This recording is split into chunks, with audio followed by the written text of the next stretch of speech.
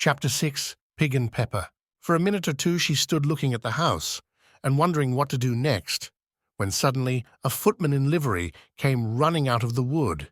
She considered him to be a footman because he was in livery. Otherwise, judging by his face only, she would have called him a fish, and rapped loudly at the door with his knuckles. It was opened by another footman in livery, with a round face and large eyes like a frog, and both footmen, Alice noticed, had powdered hair that curled all over their heads. She felt very curious to know what it was all about, and crept a little way out of the wood to listen. The fish footman began by producing from under his arm a great letter, nearly as large as himself, and this he handed over to the other, saying, in a solemn tone, "For the Duchess. An invitation from the Queen to play croquet." The frog footman repeated in the same solemn tone, only changing the order of the words a little. "From the Queen. An invitation for the Duchess to play croquet." Then they both bowed low, and their curls got entangled together. Alice laughed so much at this that she had to run back into the wood for fear of their hearing her, and when she next peeped out, the fish footman was gone, and the other was sitting on the ground near the door, staring stupidly up into the sky. Alice went timidly up to the door and knocked. "There's no sort of use in knocking," said the footman, "and that for 2 reasons. First, because I'm on the same side of the door as you are. Secondly, because they're making such a noise inside, no one could possibly hear you. And certainly there was a most extraordinary noise going on within, a constant howling and sneezing, and every now and then a great crash, as if a dish or kettle had been broken to pieces." "Please, then," said Alice, "how am I to get in?" "There might be some sense in your knocking," the footman went on without attending to her, "if we had the door between us. For instance, if you were inside, you might knock, and I could let you out, you know." He was looking up into the sky all the time he was speaking, and this Alice thought decidedly uncivil. "But perhaps he can't help it," she said to herself. "His eyes are so very nearly at the top of his head. But at any rate, he might answer questions. How am I to get in?" she repeated aloud. "I shall sit here," the footman remarked, "till tomorrow." At this moment the door of the house opened, and a large plate came skimming out straight at the footman's head. It just grazed his nose and broke to pieces against one of the trees behind him. "Or next day, maybe?" the footman continued in the same tone, exactly as if nothing had happened. "How am I to get in?" asked Alice again, in a louder tone. "Are you to get in at all?" said the footman. "That's the first question, you know." It was, no doubt, only Alice did not like to be told so. "It's really dreadful," she muttered to herself, "the way all the creatures argue. It's enough to drive one crazy." The footman seemed to think this a good opportunity for repeating his remark, with variations. "I shall sit here," he said, "on and off, for days and days." "But what am I to do?" said Alice. "Anything you like," said the footman, and began whistling. "Oh, there's no use in talking to him," said Alice desperately. "He's perfectly idiotic." And she opened the door and went in. The door led right into a large kitchen, which was full of smoke from one end to the other. The Duchess was sitting on a 3-legged stool in the middle, nursing a baby. The cook was leaning over the fire, stirring a large cauldron which seemed to be full of soup. "There's certainly too much pepper in that soup," Alice said to herself, as well as she could for sneezing. There was certainly too much of it in the air. Even the Duchess sneezed occasionally, and as for the baby, it was sneezing and howling alternately without a moment's pause. The only things in the kitchen that did not sneeze were the cook and a large cat, which was sitting on the hearth and grinning from ear to ear. "Please, would you tell me," said Alice a little timidly, for she was not quite sure whether it was good manners for her to speak first, "why your cat grins like that?" "It's a Cheshire Cat," said the Duchess, "and that's why." "Pig." She said the last word with such sudden violence that Alice quite jumped, but she saw in another moment that it was addressed to the baby, and not to her, So she took courage and went on again. I didn't know that Cheshire Cats always grinned. In fact, I didn't know that cats could grin. They all can, said the Duchess, and most of 'em do. I don't know of any that do, Alice said very politely, feeling quite pleased to have got into a conversation. You don't know much, said the Duchess, and that's a fact. Alice did not at all like the tone of this remark and thought it would be as well to introduce some other subject of conversation. While she was trying to fix on one, the cook took the cauldron of soup off the fire and at once set to work, throwing everything within her reach at the Duchess and the baby. The fire irons came first, then followed a shower of saucepans, plates, and dishes. The Duchess took no notice of them even when they hit her, and the baby was howling so much already that it was quite impossible to say whether the blows hurt it or not. "Oh, please mind what you're doing," cried Alice, jumping up and down in an agony of terror. "Oh, there goes his precious nose!" as an unusually large saucepan flew close by it and very nearly carried it off. "If everybody minded their own business," the Duchess said in a hoarse growl, "the world would go round a deal faster than it does." "Which would not be an advantage," said Alice, who felt very glad to get an opportunity of showing off a little of her knowledge. "Just think of what work it would make with the day and night. You see, the earth takes 24 hours to turn round on its axis." "Talking of axes," said the Duchess, "chop off her head." Alice glanced rather anxiously at the cook to see if she meant to take the hint. But the cook was busily stirring the soup and seemed not to be listening, so she went on again. 24 hours, I think. Or is it 12? Oh, don't bother me," said the Duchess. "I never could abide figures." And with that, she began nursing her child again, singing a sort of lullaby to it as she did so, and giving it a violent shake at the end of every line. "Speak roughly to your little boy and beat him when he sneezes. He only does it to annoy, because he knows it teases." Chorus, in which the cook and the baby joined. "Wow, wow, wow!" While the Duchess sang the second verse of the song, she kept tossing the baby violently up and down, and the poor little thing howled so that Alice could hardly hear the words. "I speak severely to my boy. I beat him when he sneezes, for he can thoroughly enjoy the pepper when he pleases."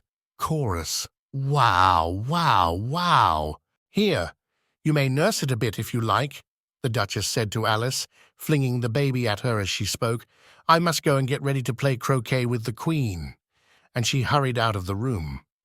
The cook threw a frying pan after her as she went out, but it just missed her. Alice caught the baby with some difficulty, as it was a queer-shaped little creature, and held out its arms and legs in all directions, just like a starfish, thought Alice.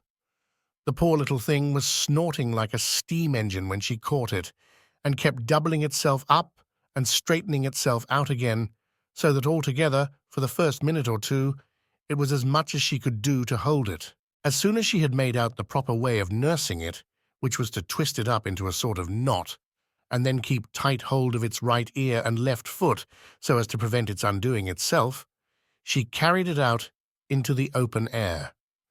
"If I don't take this child away with me," thought Alice, "they're sure to kill it in a day or two. Wouldn't it be murder to leave it behind?" She said the last words out loud, and the little thing grunted in reply. It had left off sneezing by this time. "Don't grunt," said Alice. "That's not at all a proper way of expressing yourself." The baby grunted again, and Alice looked very anxiously into its face to see what was the matter with it. There could be no doubt that it had a very turn-up nose, much more like a snout than a real nose. Also, its eyes were getting extremely small for a baby. Altogether, Alice did not like the look of the thing at all. But perhaps it was only sobbing, she thought, and looked into its eyes again to see if there were any tears. No, there were no tears. "If you're going to turn into a pig, my dear," said Alice seriously, "I'll have nothing more to do with you. Mind now." The poor little thing sobbed again, or grunted, it was impossible to say which, and they went on for some while in silence. Alice was just beginning to think to herself Now what am I to do with this creature when I get it home? When it grunted again, so violently that she looked down into its face in some alarm. This time there could be no mistake about it. It was neither more nor less than a pig, and she felt that it would be quite absurd for her to carry it further. So she set the little creature down and felt quite relieved to see it trot away quietly into the wood. If it had grown up, she said to herself, it would have made a dreadfully ugly child. But it makes rather a handsome pig, I think. And she began thinking over other children she knew, who might do very well as pigs, and was just saying to herself, if one only knew the right way to change them, when she was a little startled by seeing the Cheshire Cat sitting on a bough of a tree a few yards off. The cat only grinned when it saw Alice. It looked good-natured, she thought. Still, it had very long claws and a great many teeth, so she felt that it ought to be treated with respect. Cheshire Puss, she began, rather timidly, as she did not at all know whether it would like the name. However, it only grinned a little wider. Come, it's pleased so far, thought Alice, and she went on. Would you tell me, please, which way I ought to go from here? That depends a good deal on where you want to get to, said the cat. I don't much care where, said Alice. Then it doesn't matter which way you go, said the cat. So long as I get somewhere, Alice added as an explanation. Oh, you're sure to do that, said the cat, if you only walk long enough. Alice felt that this could not be denied, so she tried another question. What sort of people live about here? In that direction, the cat said, waving its right paw round, lives a hatter, and in that direction, waving the other paw, lives a March hare. Visit either you like. They're both mad. But I don't want to go among mad people, Alice remarked. Oh, you can't help that, said the cat. We're all mad here. I'm mad. You're mad. Original children's illustration by John Tenniel of Cheshire Cat from Alice in Wonderland. How do you know I'm mad? Said Alice. You must be, said the cat, or you wouldn't have come here. Alice didn't think that proved it at all. However, she went on, and how do you know that you're mad? To begin with, said the cat, a dog's not mad. You grant that? I suppose so, said Alice. Well then, the cat went on, you see, a dog growls when it's angry and wags its tail when it's pleased. Now I growl when I'm pleased and wag my tail when I'm angry, therefore I'm mad. I call it purring, not growling, said Alice. Call it what you like, said the cat. Do you play croquet with the Queen today? I should like it very much, said Alice, but I haven't been invited yet. You'll see me there, said the cat, and vanished. Alice was not much surprised at this. She was getting so used to queer things happening. While she was looking at the place where it had been, it suddenly appeared again. By the by, what became of the baby? Said the cat. I'd nearly forgotten to ask. It turned into a pig, Alice quietly said, just as if it had come back in a natural way. I thought it would, said the cat, and vanished again. Alice waited a little, half expecting to see it again, but it did not appear, and after a minute or two she walked on in the direction in which the March hare was said to live. I've seen hatters before, she said to herself. The March hare will be much the most interesting, and perhaps as this is May it won't be raving mad, at least not so mad as it was in March. As she said this, she looked up, and there was the cat again, sitting on a branch of a tree. Did you say pig or fig? Said the cat. I said pig, replied Alice, and I wish you wouldn't keep appearing and vanishing so suddenly. You make one quite giddy. All right, said the cat, and this time it vanished quite slowly, beginning with the end of the tail and ending with the grin, which remained some time after the rest of it had gone. Well, I've often seen a cat without a grin, thought Alice, but a grin without a cat. It's the most curious thing I ever saw in my life. She had not gone much farther before she came in sight of the house of the March hare.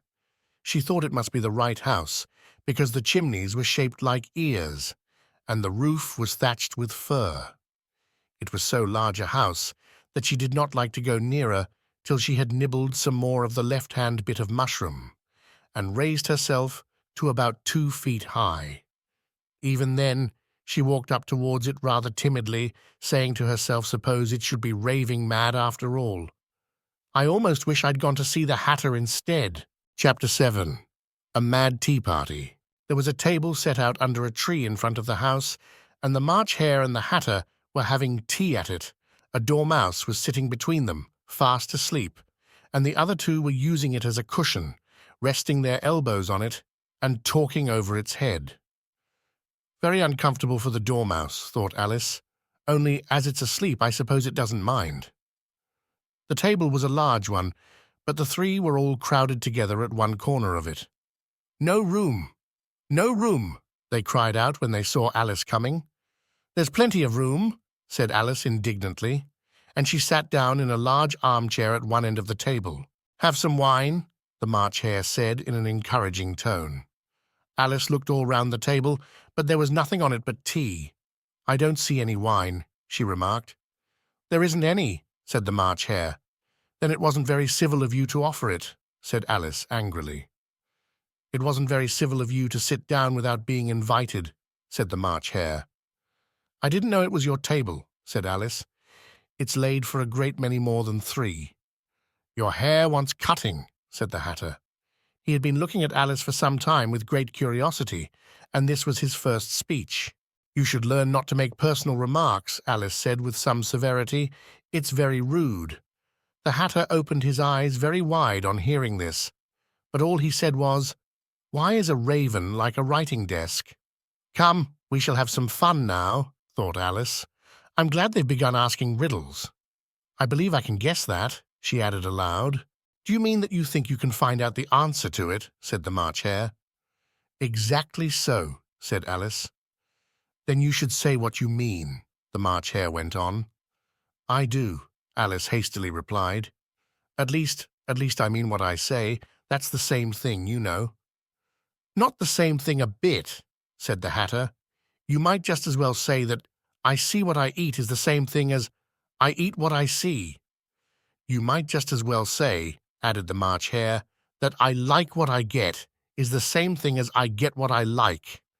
"You might just as well say," added the Dormouse, who seemed to be talking in his sleep, "that I breathe when I sleep is the same thing as I sleep when I breathe."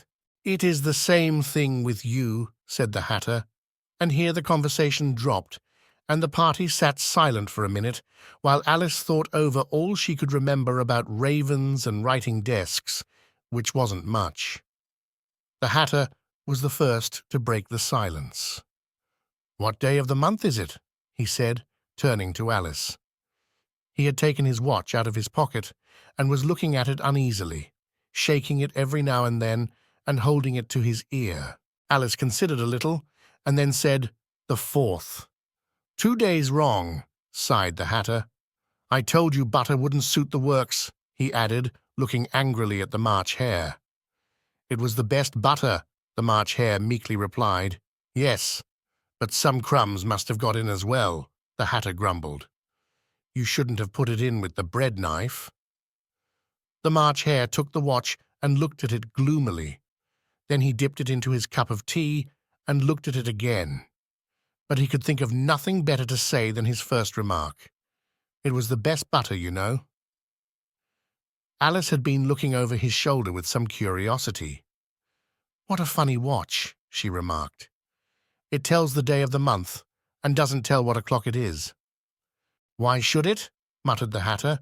"Does your watch tell you what year it is?" "Of course not," Alice replied very readily. "But that's because it stays the same year for such a long time together." "Which is just the case with mine," said the Hatter. Alice felt dreadfully puzzled. The Hatter's remark seemed to have no sort of meaning in it, and yet it was certainly English. "I don't quite understand you," she said, as politely as she could. "The Dormouse is asleep again," said the Hatter, and he poured a little hot tea upon its nose. The Dormouse shook its head impatiently and said, without opening its eyes, of course, just what I was going to remark myself." "Have you guessed the riddle yet?" the Hatter said, turning to Alice again. "No, I give it up," Alice replied. "What's the answer?" "I haven't the slightest idea," said the Hatter. "Nor I," said the March Hare. Alice sighed wearily. "I think you might do something better with the time," she said, "than waste it in asking riddles that have no answers." "If you knew time as well as I do," said the Hatter, "you wouldn't talk about wasting it. It's him." "I don't know what you mean," said Alice. "Of course you don't," the Hatter said, tossing his head contemptuously. "I dare say you never even spoke to time." "Perhaps not," Alice cautiously replied, "but I know I have to beat time when I learn music." "Ah, that accounts for it," said the Hatter. "He won't stand beating. Now, if you only kept on good terms with him, he'd do almost anything you liked with the clock. For instance, suppose it were 9 o'clock in the morning, just time to begin lessons. You'd only have to whisper a hint to time, and round goes the clock in a twinkling. 1:30, time for dinner." "I only wish it was," the March Hare said to itself in a whisper. "That would be grand, certainly," said Alice thoughtfully. "But then, I shouldn't be hungry for it, you know." "Not at first, perhaps," said the Hatter, "but you could keep it to 1:30 as long as you liked." "Is that the way you manage?" Alice asked. The Hatter shook his head mournfully. "Not I," he replied. "We quarrelled last March, just before he went mad, you know," pointing with his teaspoon at the March Hare. "It was at the great concert given by the Queen of Hearts, and I had to sing 'Twinkle, Twinkle, Little Bat.' How I wonder what you're at. You know the song, perhaps?" "I've heard something like it," said Alice. "It goes on, you know," the Hatter continued, in this way. "Up above the world you fly, like a tea-tray in the sky. Twinkle, twinkle." Here the Dormouse shook itself and began singing in its sleep, "Twinkle, twinkle, twinkle, twinkle," and went on so long that they had to pinch it to make it stop. "Well, I'd hardly finished the first verse," said the Hatter, when the Queen jumped up and bawled out, "He's murdering the time! Off with his head!" "How dreadfully savage!" exclaimed Alice. "And ever since that," the Hatter went on in a mournful tone, "he won't do a thing I ask. It's always 6 o'clock now." A bright idea came into Alice's head. "Is that the reason so many tea things are put out here?" she asked. "Yes, that's it," said the Hatter with a sigh. "It's always tea time, and we've no time to wash the things between whiles." "Then you keep moving round, I suppose," said Alice. "Exactly so," said the Hatter, "as the things get used up." "But what happens when you come to the beginning again?" Alice ventured to ask. "Suppose we change the subject," the March Hare interrupted, yawning. "I'm getting tired of this. I vote the young lady tells us a story." "I'm afraid I don't know one," said Alice, rather alarmed at the proposal. "Then the Dormouse shall," they both cried. "Wake up, Dormouse!" And they pinched it on both sides at once. The Dormouse slowly opened his eyes. "I wasn't asleep," he said in a hoarse, feeble voice. "I heard every word you fellows were saying." "Tell us a story," said the March Hare. "Yes, please do," pleaded Alice. "And be quick about it," added the Hatter, "or you'll be asleep again before it's done."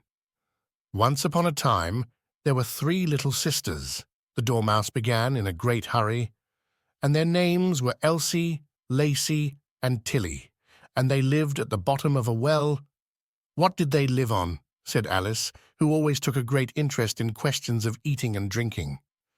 "They lived on treacle," said the Dormouse, after thinking a minute or two. "They couldn't have done that, you know," Alice gently remarked. "They'd have been ill." "So they were," said the Dormouse, "very ill." Alice tried to fancy to herself what such an extraordinary ways of living would be like, but it puzzled her too much, so she went on. "But why did they live at the bottom of a well?"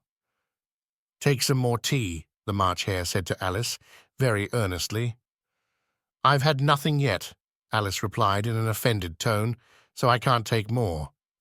"You mean you can't take less," said the Hatter. "It's very easy to take more than nothing." "Nobody asked your opinion," said Alice. "Who's making personal remarks now?" the Hatter asked triumphantly. Alice did not quite know what to say to this, so she helped herself to some tea and bread and butter, and then turned to the Dormouse and repeated her question. Why did they live at the bottom of a well? The Dormouse again took a minute or two to think about it, and then said, It was a treacle well. There's no such thing. Alice was beginning very angrily, but the Hatter and the March Hare went shh, and the Dormouse sulkily remarked, If you can't be civil, you'd better finish the story for yourself. No, please go on, Alice said very humbly. I won't interrupt again. I dare say there may be one. One indeed, said the Dormouse indignantly. However, he consented to go on. And so these three little sisters, they were learning to draw, you know. What did they draw? Said Alice, quite forgetting her promise. Treacle, said the Dormouse, without considering at all this time. I want a clean cup, interrupted the Hatter. Let's all move one place on. He moved on as he spoke, and the Dormouse followed him. The March Hare moved into the Dormouse's place, and Alice rather unwillingly took the place of the March Hare. The Hatter was the only one who got any advantage from the change, and Alice was a good deal worse off than before, as the March Hare had just upset the milk jug into his plate. Alice did not wish to offend the Dormouse again, so she began very cautiously. But I don't understand. Where did they draw the treacle from? You can draw water out of a water well, said the Hatter, so I should think you could draw treacle out of a treacle well, eh, stupid? But they were in the well, Alice said to the Dormouse, not choosing to notice this last remark. Of course they were, said the Dormouse. Well in? This answer so confused poor Alice that she let the Dormouse go on for some time without interrupting it. They were learning to draw, the Dormouse went on, yawning and rubbing its eyes, for it was getting very sleepy. And they drew all manner of things, everything that begins with an M. Why with an M? Said Alice. Why not? Said the March Hare. Alice was silent. The Dormouse had closed its eyes by this time and was going off into a doze, but on being pinched by the Hatter, it woke up again with a little shriek and went on. That begins with an M, such as mousetraps and the moon and memory and muchness. You know you say things are much of a muchness. Did you ever see such a thing as a drawing of a muchness?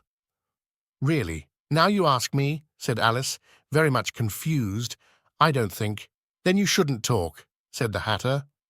This piece of rudeness was more than Alice could bear. She got up in great disgust and walked off. The Dormouse fell asleep instantly, and neither of the others took the least notice of her going, though she looked back once or twice, half hoping that they would call after her. The last time she saw them, they were trying to put the Dormouse into the teapot. At any rate, I'll never go there again, said Alice, as she picked her way through the wood. It's the stupidest tea party I ever was at in all my life. Just as she said this, she noticed that one of the trees had a door leading right into it. That's very curious, she thought, but everything's curious today. I think I may as well go in at once. And in she went. Once more she found herself in the long hall, and close to the little glass table. Now, I'll manage better this time, she said to herself, and began by taking the little golden key and unlocking the door that led into the garden. Then she went to work, nibbling at the mushroom. She had kept a piece of it in her pocket, till she was about a foot high. Then she walked down the little passage, and then she found herself at last in the beautiful garden, among the bright flower beds and the cool fountains. Chapter 3. The Queen's Croquet Ground. A large rose tree stood near the entrance of the garden. The roses growing on it were white, but there were 3 gardeners at it, busily painting them red. Alice thought this a very curious thing, and she went nearer to watch them, and just as she came up to them, she heard one of them say, "Look out now, Five! Don't go splashing paint over me like that." "I couldn't help it," said Five in a sulky tone. 7 jogged my elbow. On which 7 looked up and said, "That's right, Five. Always lay the blame on others." "You'd better not talk," said Five. "I heard the Queen say only yesterday you deserved to be beheaded." "What for?" said the one who had spoken first. "That's none of your business, too," said 7. Yes, it is his business, said 5, and I'll tell him it was for bringing the cooked tulip roots instead of onions. 7 flung down his brush and had just begun, well, of all the unjust things, when his eye chanced to fall upon Alice as she stood watching them, and he checked himself suddenly. The others looked round also, and all of them bowed low. "Would you tell me," said Alice a little timidly, "why you are painting those roses?" 5 and 7 said nothing, but looked at 2. 2 began in a low voice. "Why, the fact is, you see, miss, this here ought to have been a red rose tree, and we put a white one in by mistake, and if the Queen was to find it out, we should all have our heads cut off, you know. So you see, miss, we're doing our best afore she comes to—" At this moment 5, who had been anxiously looking across the garden, called out, "The Queen! The Queen!" And the 3 gardeners instantly threw themselves flat upon their faces. There was a sound of many footsteps, and Alice looked round, eager to see the Queen. First came 10 soldiers carrying clubs. These were all shaped like the 3 gardeners, oblong and flat, with their hands and feet at the corners. Next, the 10 courtiers. These were ornamented all over with diamonds, and walked 2 and 2, as the soldiers did. After these came the royal children. There were 10 of them, and the little dears came jumping merrily along, hand in couples. They were all ornamented with hearts. Next came the guests, mostly kings and queens, and among them Alice recognized the White Rabbit. It was talking in a hurried, nervous manner, smiling at everything that was said, and went by without noticing her. Then followed the Knave of Hearts, carrying the king's crown on a crimson velvet cushion, and last of all this grand procession came the King and Queen of Hearts. Alice was rather doubtful whether she ought not to lie down on her face like the 3 gardeners, but she could not remember ever having heard of such a rule at processions. And besides, what would be the use of a procession, thought she, if people had all to lie down upon their faces so that they couldn't see it? So she stood still where she was and waited. When the procession came opposite to Alice, they all stopped and looked at her, and the Queen said severely, "Who is this?" She said it to the Knave of Hearts, who only bowed and smiled in reply. "Idiot!" said the Queen, tossing her head impatiently, and turning to Alice, she went on, "What's your name, child?" "My name is Alice, so please your Majesty," said Alice very politely, but she added to herself, "Why, they're only a pack of cards after all. I needn't be afraid of them." "And who are these?" said the Queen, pointing to the 3 gardeners who were lying round the rose tree. For you see, as they were lying on their faces, and the pattern on their backs was the same as the rest of the pack. She could not tell whether they were gardeners, or soldiers, or courtiers, or 3 of her own children. "How should I know?" said Alice, surprised at her own courage. "It's no business of mine." The Queen turned crimson with fury, and after glaring at her for a moment like a wild beast, screamed off with her head. "Off! Nonsense!" said Alice, very loudly and decidedly, and the Queen was silent. The King laid his hand upon her arm, and timidly said, "Consider, my dear, she is only a child." The Queen turned angrily away from him, and said to the Knave, "Turn them over." The Knave did so, very carefully, with 1 foot. "Get up," said the Queen, in a shrill, loud voice, and the 3 gardeners instantly jumped up, and began bowing to the King, the Queen, the royal children, and everybody else. "Leave off that," screamed the Queen. "You make me giddy." And then, turning to the rose tree, she went on, "What have you been doing here?" "May it please your Majesty," said 2 in a very humble tone, going down on 1 knee as he spoke, "we were trying—" "I see," said the Queen, who had meanwhile been examining the roses. "Off with their heads."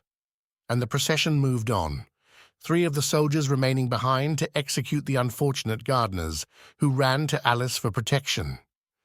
"You shan't be beheaded," said Alice, and she put them into a large flower pot that stood near. The 3 soldiers wandered about for a minute or 2, looking for them, and then quietly marched off after the others. "Are their heads off?" shouted the Queen. "Their heads are gone, if it please your Majesty," the soldiers shouted in reply. "That's right," shouted the Queen. "Can you play croquet?" The soldiers were silent and looked at Alice, as the question was evidently meant for her. "Yes!" shouted Alice. "Come on then!" roared the Queen, and Alice joined the procession, wondering very much what would happen next. It's a very fine day," said a timid voice at her side. She was walking by the White Rabbit, who was peeping anxiously into her face. "Very," said Alice. "Where's the Duchess?" "Hush, hush," said the Rabbit in a low, hurried tone. He looked anxiously over his shoulder as he spoke, and then raised himself upon tiptoe, put his mouth close to her ear, and whispered, "She's under sentence of execution." "What for?" said Alice. "Did you say what a pity?" the Rabbit asked. "No, I didn't," said Alice. "I don't think it's at all a pity. I said, what for?" "She boxed the Queen's ears," the Rabbit began. Alice gave a little scream of laughter. "Oh, hush!" the Rabbit whispered in a frightened tone. "The Queen will hear you. You see, she came rather late." And the Queen said, "Get to your places!" shouted the Queen in a voice of thunder, and people began running about in all directions, tumbling up against each other. However, they got settled down in a minute or two, and the game began. Alice thought she had never seen such a curious croquet ground in her life.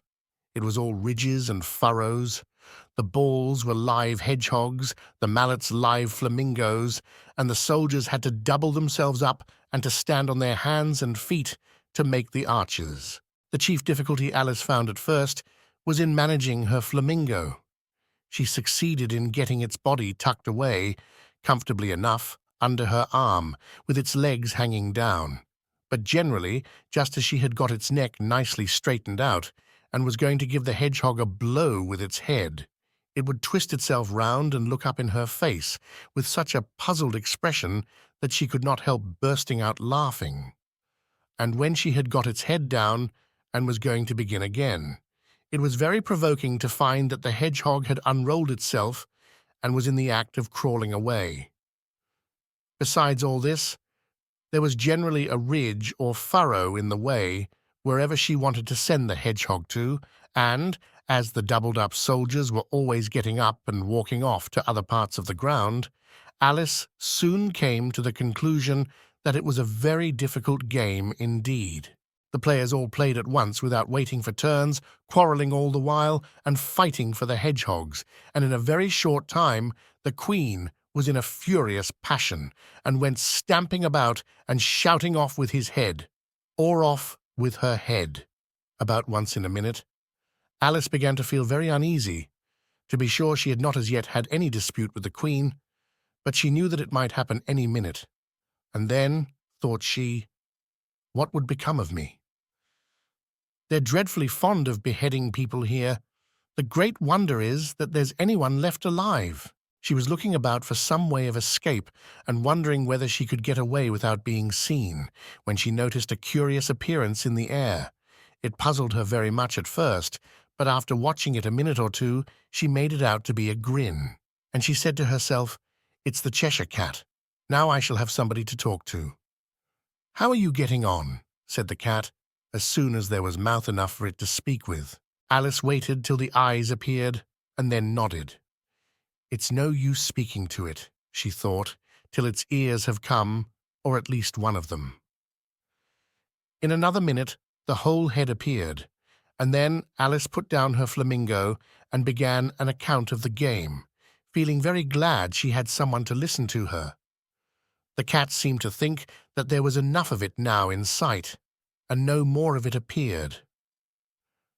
"I don't think they play at all fairly," Alice began, in rather a complaining tone, "and they all quarrel so dreadfully one can't hear oneself speak, and they don't seem to have any rules in particular. At least if there are, nobody attends to them. And you've no idea how confusing it is, all the things being alive. For instance, there's the arch I've got to go through next, walking about at the other end of the ground, and I should have croqueted the Queen's hedgehog just now, only it ran away when it saw mine coming." "How do you like the Queen?" said the cat in a low voice. "Not at all," said Alice. "She's so extremely—" Just then she noticed that the Queen was close behind her, listening. So she went on, likely to win, that it's hardly worthwhile finishing the game. The Queen smiled and passed on. "Who are you talking to?" said the King, going up to Alice and looking at the cat's head with great curiosity. "It's a friend of mine, a Cheshire Cat," said Alice. "Allow me to introduce it." "I don't like the look of it at all," said the King. "However, it may kiss my hand if it likes." "I'd rather not," the cat remarked. "Don't be impertinent," said the King, "and don't look at me like that." He got behind Alice as he spoke. "A cat may look at a king," said Alice. "I've read that in some book, but I don't remember where." "Well, it must be removed," said the King very decidedly, and he called the Queen, who was passing at the moment. "My dear, I wish you would have this cat removed." The Queen had only one way of settling all difficulties, great or small. "Off with his head," she said, without even looking round. "I'll fetch the executioner myself," said the King eagerly, and he hurried off. Alice thought she might as well go back and see how the game was going on, as she heard the Queen's voice in the distance, screaming with passion. She had already heard her sentence 3 of the players to be executed for having missed their turns, and she did not like the look of things at all, as the game was in such confusion that she never knew whether it was her turn or not. So she went in search of her hedgehog. The hedgehog was engaged in a fight with another hedgehog, which seemed to Alice an excellent opportunity for croqueting one of them with the other. The only difficulty was that her flamingo was gone across to the other side of the garden, where Alice could see it trying in a helpless sort of way to fly up into a tree. By the time she had caught the flamingo and brought it back, the fight was over, and both the hedgehogs were out of sight. "But it doesn't matter much," thought Alice, "as all the arches are gone from this side of the ground." So she tucked it away under her arm that it might not escape again, and went back for a little more conversation with her friend. When she got back to the Cheshire Cat, she was surprised to find quite a large crowd collected round it. There was a dispute going on between the executioner, the King, and the Queen, who were all talking at once, while all the rest were quite silent and looked very uncomfortable. The moment Alice appeared, she was appealed to by all 3 to settle the question, and they repeated their arguments to her, though, as they all spoke at once, she found it very hard indeed to make out exactly what they said. The executioner's argument was that you couldn't cut off a head unless there was a body to cut it off from, that he had never had to do such a thing before, and he wasn't going to begin at his time of life. The King's argument was that anything that had a head could be beheaded, and that you weren't to talk nonsense. The Queen's argument was that if something wasn't done about it in less than no time, she'd have everybody executed all round. It was this last remark that had made the whole party look so grave and anxious. Alice could think of nothing else to say, but it belongs to the Duchess. You'd better ask her about it. She's in prison, the Queen said to the executioner. Fetch her here. And the executioner went off like an arrow. The cat's head began fading away the moment he was gone, and by the time he had come back with the Duchess, it had entirely disappeared. So the King and the executioner ran wildly up and down looking for it, while the rest of the party went back to the game.